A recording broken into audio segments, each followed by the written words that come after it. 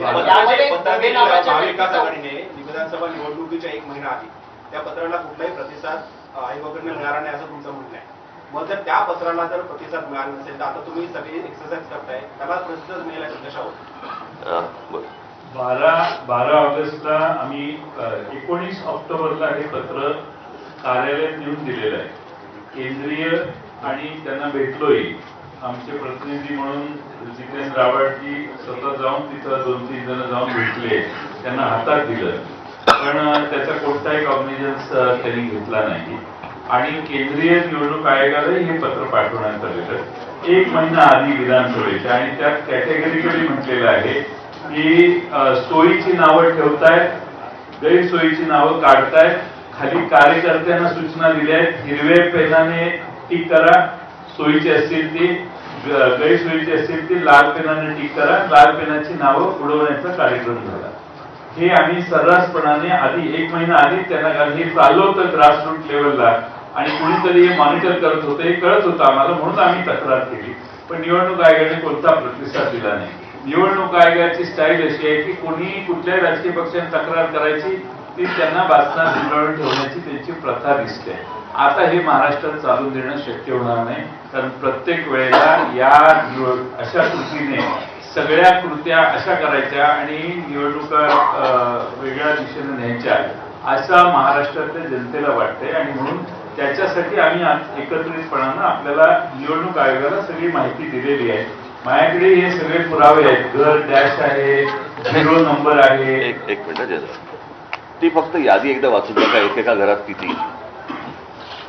आता कुठून मगाशी तुम्ही दाखवलेत ना,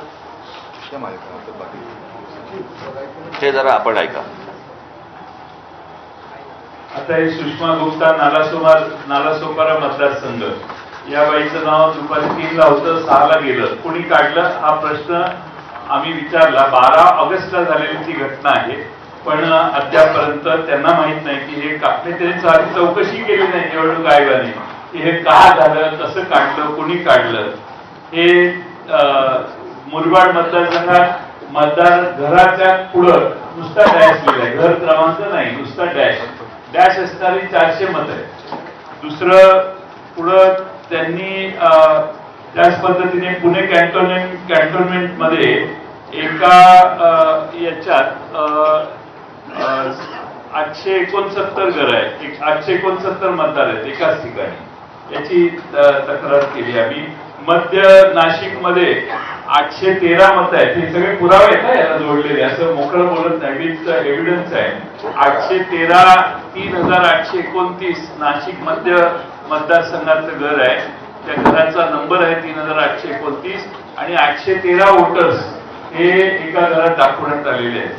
बडनेराला 0 क्रमांक, घर क्रमांक 0 असे 0 मतदार असणारे, मगाशी मी आकडा सांगितला तेवढे हे आहेत, एव्हिडन्सेस आहेत आमच्याकडं. असं नाही की हवेत बोलतोय. त्यामुळे काही मी ऐकलं. आता याच्यात विशेषतः अशोक पवार यांचा जो मतदारसंघ आहे शिरूरचा, त्यांना केसनन गावात त्यांनी काही ऑब्जेक्शन घेतले. ऑब्जेक्शन घेतल्यानंतर घर क्रमांक 1च असणारे 188, एकाच घरात 188 मतदार आहेत आणि ते घरच नाही आहे त्या गावात. आणि तसं लिहून त्यांनी लेखी तक्रार केल्यावर तिथल्या निवडणूक प्रतिनिधींनी सांगितलं की त्या मतदारांची प्रायव्हसी डिस्टर्ब होते आणि म्हणून आम्ही तुम्हाला ही माहिती देऊ शकत नाही.